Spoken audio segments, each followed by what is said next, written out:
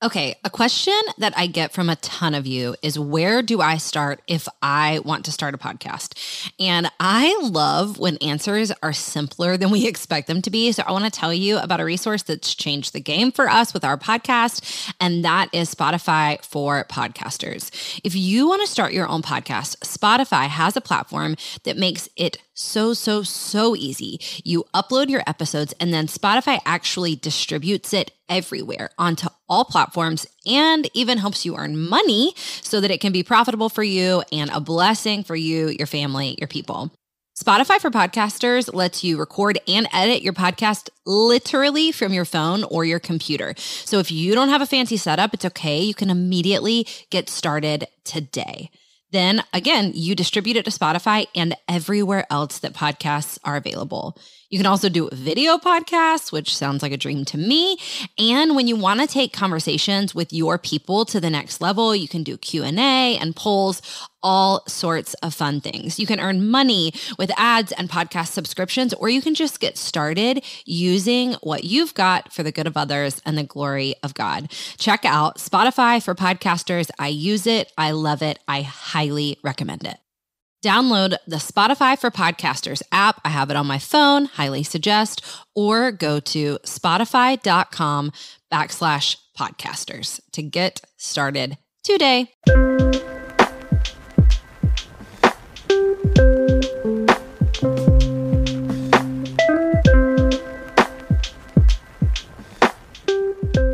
All right, friends, we are thrilled to kick off this podcast series, Finish Well, Start Strong. We're talking, about doing just that. What does it look like for us to end this year with some intention and start the next one with some clarity, some vision? And listen, because we're honest gals, we're going to tell you we're coming in hot. Like we're not our tidiest, shiniest selves today, are we, Kennesha? We're definitely not going to do that. No. So I want to say that up front to say, if you are like, I'm exhausted, I'm worn out, I'm discouraged, I'm defeated, in Jesus' name, you get to be here. You get to be here. This is not the podcast episode for the girls who are like, I have my vision board already created. I checked off all my goals for this year. This is for the girl who's like, I'm a little defeated, I'm a little discouraged, and I don't want to stay that way. Yes. Sign me up. I love it. All right. So let me start with that. How did you start 2021? How did you feel coming into this year? In a puddle of tears. I mean, that's how I started 21. I mean, am I making too light of it? I think. No. I think that legitimately, I'm sure that sentiment resonates with some of the girls out there. Like coming out of 2020 into 21 and now 21 into 22, I think that I am hopeful. Yeah. But this year and last year were just really difficult years. I don't know how, I can't sugarcoat it. I cannot. I refuse to sugarcoat it. They were really difficult years. However, there is hope. Yeah. We have our anchor. And that's not to sound cliche, but that is literally, I am holding on to the anchor that is Jesus Christ, my Lord and Savior today. So good. I'll tell you, you know how there were like a million memes around January that were like, not everything's just going to change when it turns January 1. Like, yes. I actually was like, watch me. Like, what? Challenge accepted. I actually felt like it's going to feel totally different. And I think part of that for me is that the way God works with me is that I am a goal girl. If you've listened to the podcast, people will know. And I'm the kind of gal who marks her years by either my birthday or the new year. And I felt like God had been so clear with me about a lot of things for 2020. Like, for example, for us, it was supposed to be our sabbatical year. There were all these things that were supposed to happen. And then I felt like he was being so clear with me about 2021 that I did feel like, all right, at least in my own soul, a page is turning, and even if the outside circumstances don't change, the way I respond to them is going to be changing. So I felt a lot of shift at the beginning of 2021. But I do feel a fatigue at the end of 2021 that I just want to be vulnerable with, and honest with. Yeah. Honestly, Jess, I feel like, I mean, maybe this is projection, hopefully not too much projection, but we both have communities that we steward, right?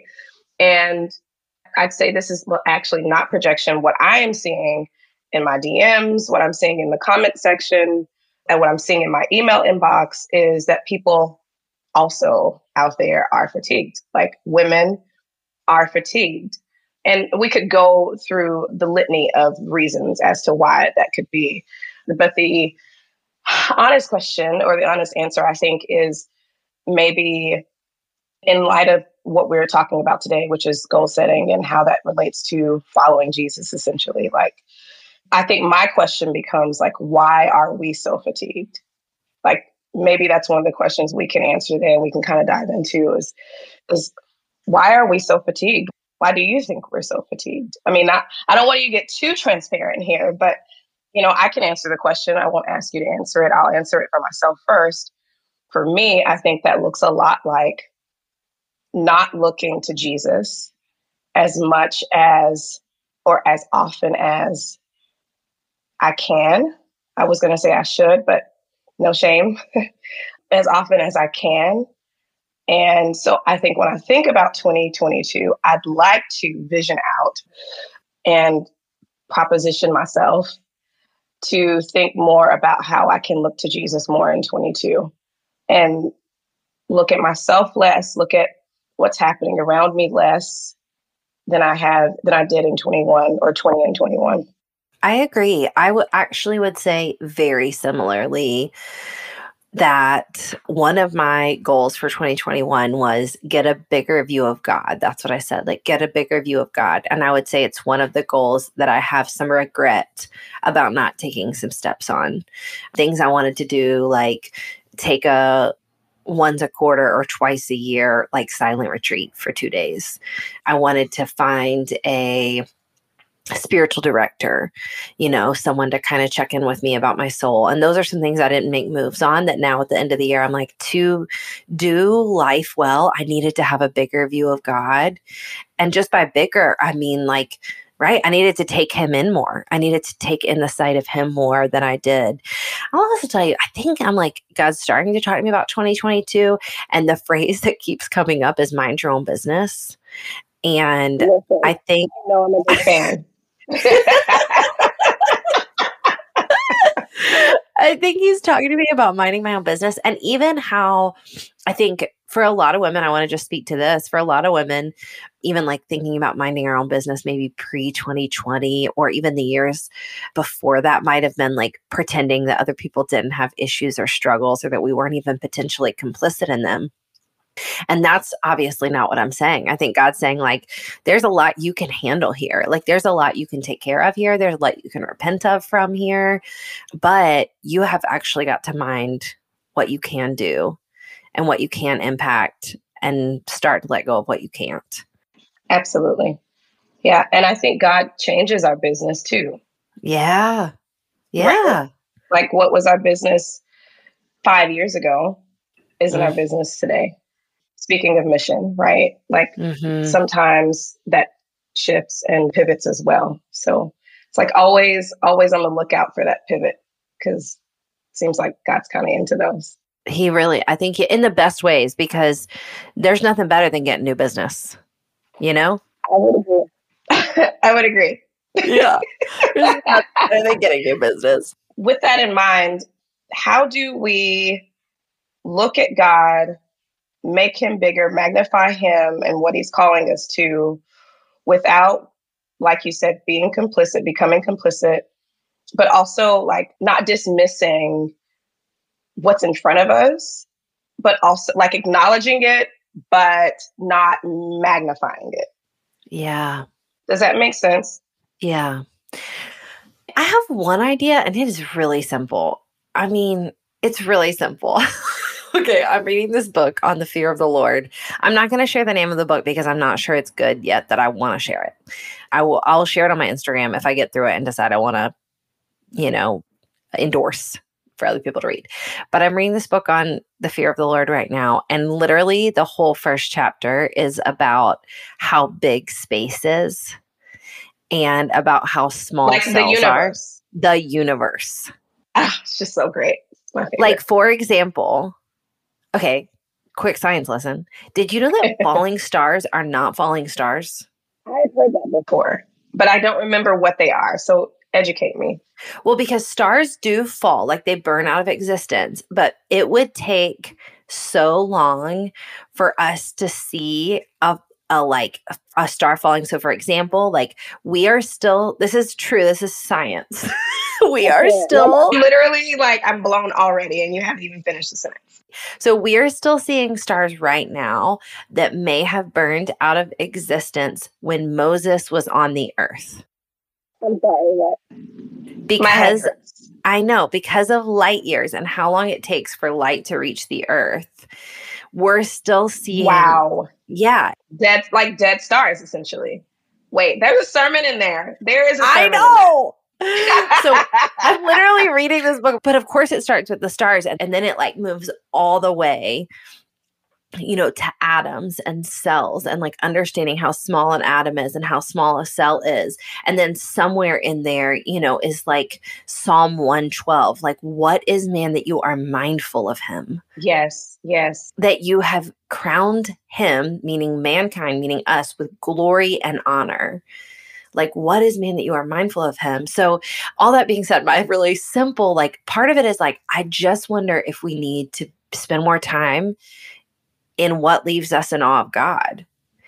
Because that is also, that worship is what strengthens us to hand the parts of our business that are hard. True. I do not disagree. And for me, I think that's very easy to do, which is why I'm really bad at goal setting. I'm really great at vision because vision doesn't require, in my opinion, a lot of work.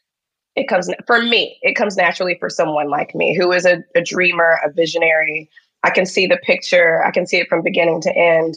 Now, when you want to get down to like the goal setting and execution of those things, I'm going to need a team. So yes, I agree with you on all of that. I think that is what is required of us. It's a fun space for someone like me to be, is to sit in that and be in awe of his creation and in awe of who he is and just literally just think about him. Yeah. Think about how majestic and wonderful he is. But I actually really sense that about you, and the fruit of it is in your life. And also in that you're a very present person. Like when you're with someone, you are very present with them. You are very present with your own self. And yeah, I absolutely sense that about you. Okay. So like transitioning to our first topic, so let's just say this. Let's say if you're good at goals, if you're not good at goals, if you're tired, if you're exhausted, if you're discouraged, if you're defeated, if you're excited about next year, this is the spot for you. Over this 3-series episode, we're going to walk you through just a couple of different practices and thoughts, and we're going to obviously go very vulnerably with you. And we also have created a free PDF that we'll share with you at the end of the podcast of how you can get that to kind of just help yourself at the end of this year, a free tool to just help you process a lot of what we're talking about. But here's where I want to start, because this practice has actually changed my life. And so I want to talk about gratitude and about how gratitude helps us finish well, and specifically finish this year well. And I want to just address the elephant in the room by saying, like, I believe that gratitude is not the same thing as wide-eyed optimism. And I believe that gratitude is not even the same thing as positivity, but I believe the healthiest emotionally and spiritually and mentally people I know are people who engage in gratitude, and who even in like really horrible seasons can say, here are the things in my life that I do not deserve that I want to thank God for. And I believe it's deeply spiritual, because I don't think it's just saying like, I'm thankful for these things. It's saying like, I thank God for these things. And in light of the gospel, I know that like he doesn't owe me anything, but he still gave me this. So I would also say I perceive about you that you are a very grateful person. So number one, I'd love to hear what like gratitude looks like for you. But I'm also just curious, like, are there things in 2021 that you're specifically really grateful for? Yeah. I think gratitude to me looks like reflection, obviously, a lot of times. I think about my childhood, and I can't help but go back to like old and songs that we sang when we were younger, or when I was younger in church, in youth choir. And just that time, and just thinking, one of the songs says, thinking about all the things you've done for me, all the ways you've carried me through. And like, it was a song that my grandmother used to sing, like humming in the kitchen. And when I think about the goodness, right? Like when I think about the goodness, which sounds so simple, but Kennesha, when I think about the goodness of God, I can't help but be grateful. And goodness for me it can mean I have a roof over my head, and, we have clothes and food and all those things. But I think just the ability to even have wonder for God and his creation, being grateful for the things around me that I get to see that are a part of his handiwork. Those are things that help me get into this position of gratitude. And so I guess that's kind of answering both of your questions. That's how I position myself. But then also I am literally, as nerdy as it may sound, I'm literally grateful. We live in Seattle. We have mountains, snow-capped mountains. We have the most beautiful summers. We have, honestly, winters. Yes, it's rainy and wet, but there's just something really beautiful about just even the process of the rain that we get throughout the year, and knowing that it's feeding the ground and nourishing, and just the spiritual parallel to that. So yeah, I'm just thankful that we get to see. I mean, that's so crazy. I literally get chills as I think about it. But yeah, so it's just little simple things. It doesn't have to be for me these necessarily like these grandiose things that I'm thinking of. But yeah, that's what I'm grateful for, and how I position myself to get an attitude of gratitude. An attitude of gratitude going. Hi gals, Caroline from Team Go and Tell Gals here.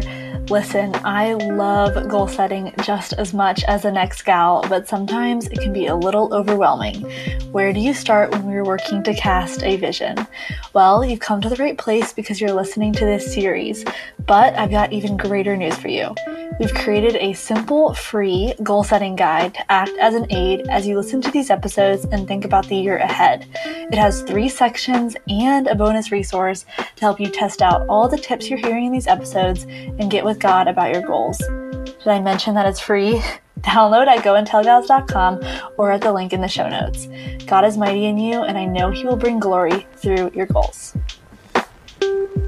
Can I tell you about this thing I did that really was a game changer for me this month? Tell me.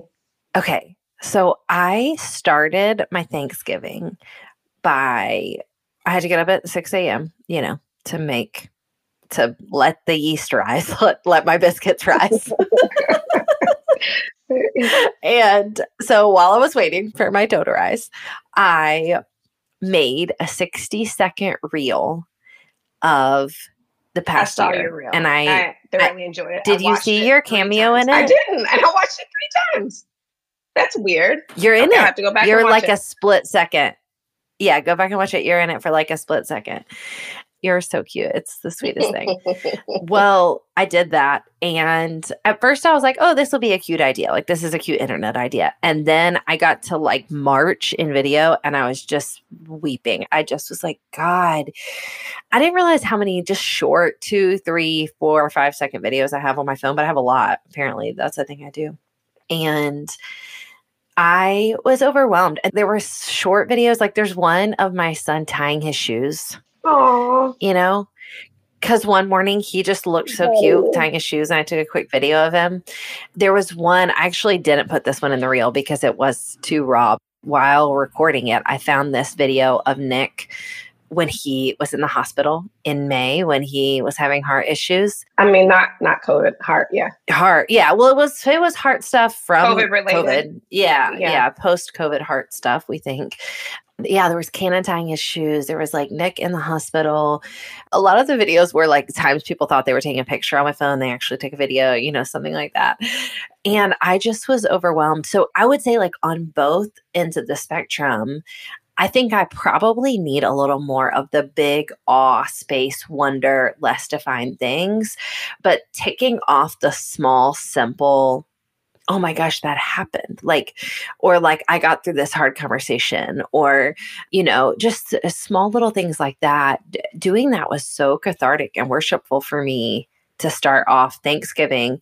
And I don't know if anyone else needs to hear that, but like, here's even an idea. We had a Go and Tell Gals staff retreat. I took the girls away a few weeks ago, and we started off the retreat by just putting a huge piece of paper on the wall. And I just said, like, all right, tell me everything good that's happened this year. It doesn't have to be business. It can be personal. It can be huge. It can be big. And it can be like deeply spiritual or deeply emotional. And we went for probably 2 hours. And it was just one of those moments where you're like, all right, God has moved. God has moved. We wrote down people's names.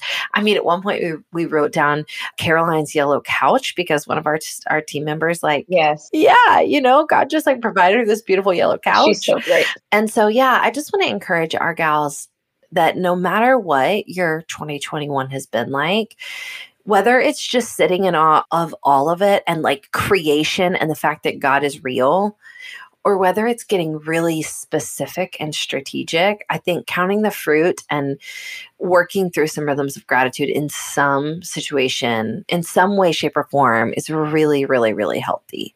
Yes, I do not disagree with that at all. In thinking about how those are some practical tools, right, that we can use in order to just begin to goal set, if you will. But let's just say we have our goals. They're written down, they are plain, and we're working ourselves through the year of 2022. What happens when we've prayed, we've aligned ourselves with the voice of God, and again, those things are written down, and we are moving forward? What happens when we get to the end of 2022 and those things don't come to fruition? Those visions that we thought were planted by God, if you will, don't happen. Those things don't happen. Yeah. Yeah. I mean, I'm curious to hear your thoughts. I have a couple. I think I've had a couple moments in my life like this where I've really caught some vision. And I think it's good that we address this up front, like, right? Even in episode 1, because that I think is what keeps so many people from even asking God about their year, from setting a single goal. Because what if it doesn't happen? What if I don't do it? What if I'm not enough? What if he's not enough? What if I take a step forward and it's just not there? Like the net isn't there. And so I'll tell you this. I don't think I've ever shared this on the podcast, but Lord knows I've shared it a million times in coaching. I think you know a good part of this for our story. So Nick and I, when we first felt called to church planting, when Nick first felt called, it was 2008. It was like winter 2008. And he came home and told me, God's asked me to plant a church. We're going to call it Gospel Community, and it's going to be in Boston, Massachusetts. And we fundraised for Gospel Community in Boston, Massachusetts. We probably took 4 or 5 like vision casting prayer trips to Charlestown in Boston. We would walk up and stand on Beacon Hill, look out over the city, pray over the city, feel all the things, feel all the feels. We both got Boston phone numbers. Nick changed his Instagram handle to Nick in Boston, like we were in, right? And then by God's grace, that never came to fruition. And later, it wasn't like it was years later that we actually planted in Charleston, South Carolina. And for whatever reason, God has just always really protected me from feeling doubt about that. And instead, I've been so thankful that we got to fight for that city, for that season, for whatever reason, that we got to like pray for that city, that it felt so important to put our yes on the table. And so in that situation, I would say, I think for a lot of us, the experience is about the yes. It is about the faith to take the step. Now, on the flip side, I have this other scenario that I'll share with you, and then I want to hear your thoughts on it. Absolutely. But on the flip side, okay, one of my 2021 goals, because again, big goal girl, one of my big 2021 goals was that I wanted to run 600 miles. Definitely. For me, it sounds ridiculous because I would die on the first one. Well, I had a whole plan and I've been a runner, the last like 10 or so years of my life. So I had a plan. It wasn't like a not thought out goal, but it was an aggressive goal. So in 2020, I think I ran like 100 miles. And in 2021, I was going to run 600 miles. So it was going to be like a huge increase, but I had a plan. It was going to be wise. Well, we're filming this right now at like the very end of November, very beginning of December. And when it's all said and done, I'm going to have run 500 miles. I'll only have hit 500 miles. I always tell people, but I always tell people that I am a shoot for the stars, land in the moon kind of girl. And at the end of the day, I could get to December 31st and be like, oh, I only ran 500 miles. What a failure. Or I could be like, hold on one second. I ran 500 miles. Right. I had 500 miles to talk to God. I had 500 miles to experience my own body. I had 500 miles of prayer and thinking and not thinking. And so all that being said, I think sometimes it's about the yes, it's about moving toward God. And I think sometimes when our goals don't come to fruition, it's about, shooting for the, I can never remember, shoot for the moon, land in the stars, shooting for the moon, landing and saying like, okay, but it was 500 miles. Come on, what do you think? I 100% agree with you on that. I'm going to be really vulnerable here. It makes me think about our last series on friendship where you said when you're an 8-wing-7, you have to let people know you're being vulnerable so they can really appreciate it. So that's what I'm doing. Yes, we acknowledge it. We hold it with you. So this is something that I actually have never mentioned publicly. And I've only actually talked about this with one other person in my life, that being my spouse. It's about my book. So that, for those of you who don't know, my book came out of what I call obedience to God. I wrote a book it released in 2019, the spring of 2019, called Restoration House.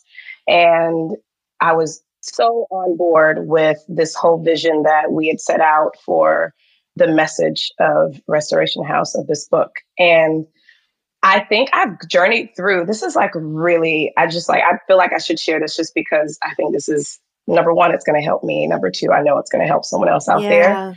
I never asked to write a book. I was approached to write the book, correct? Right? So just with that as context.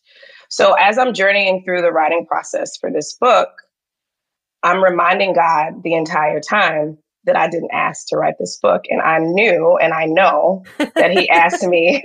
You're laughing because you 100% relate. I know that's why you're laughing. Yes. Yeah. And so I'm reminding him that this is my obedience to him, which is actually silly when you think about it. But, we do what we have to do in order to get through things sometimes.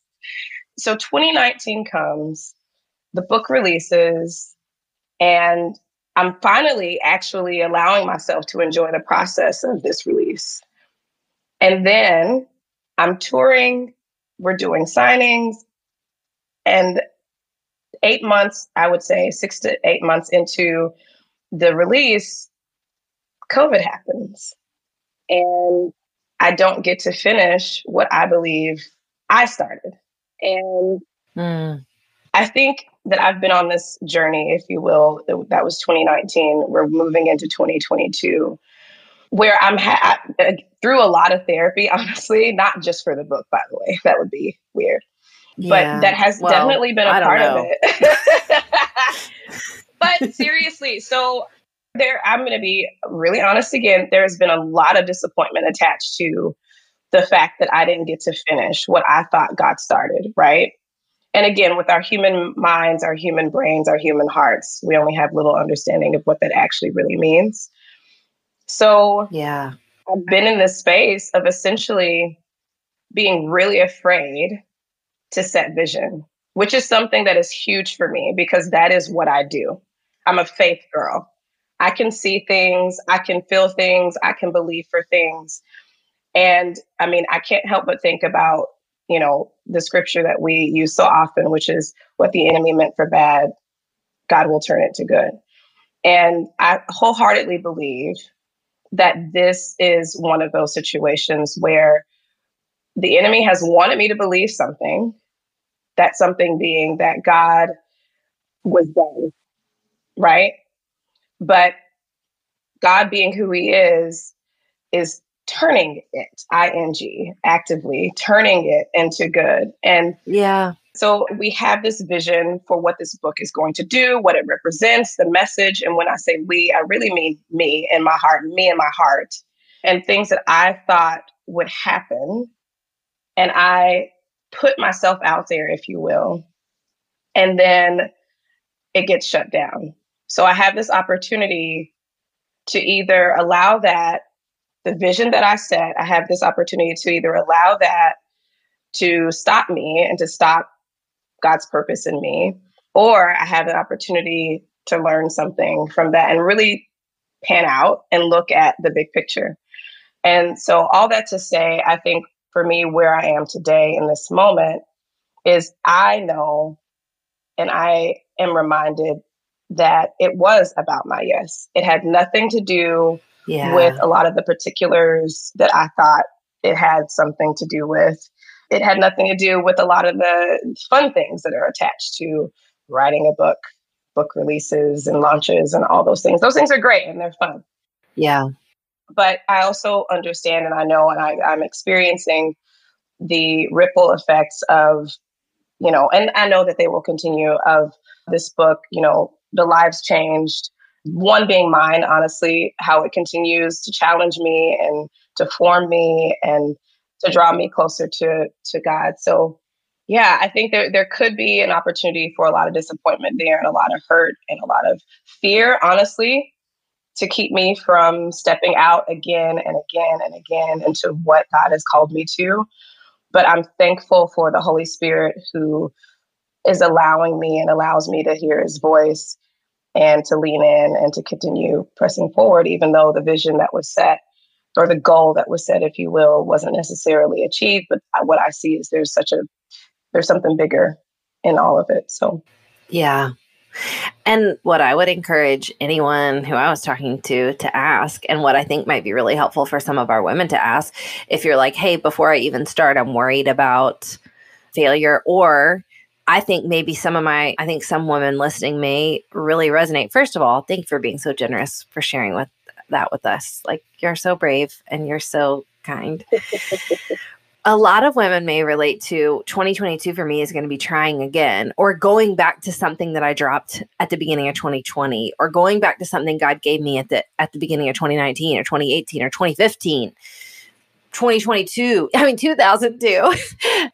I think a really helpful question that we often ask in coaching is, and I won't make you answer this on air because that would be too vulnerable, but what do you risk missing out on if you don't press in here? For sure. And then the really beautiful follow-up to that is, what do other people miss out on if you don't press in here? Whew. Well, listen, I feel like we can pause episode 1 there, and y'all just know we have more in that free PDF for you, and we're going to keep talking about this. We have 2 more episodes before the year ends well. We have a little bit of fresh vision, and we're asking God for even more for this podcast in 2022 ourselves. But I just want to say thanks for being so vulnerable. Thank you as well. Yeah. Are you thanking absolutely. me? You're saying thanks to me for being vulnerable? I'm saying thanks to you, but I'm not saying it to me too.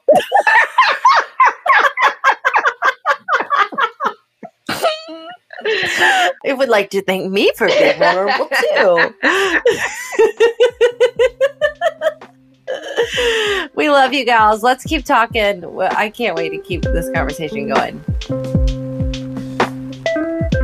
Friends, thank you so much for joining us today. We are grateful that you were able to listen in. If you loved this episode, would you do us a favor and leave a review so other friends can find this episode? We pray it encouraged you and left you feeling equipped to run on mission right where you're at. We're super grateful for you, and we will see you next week.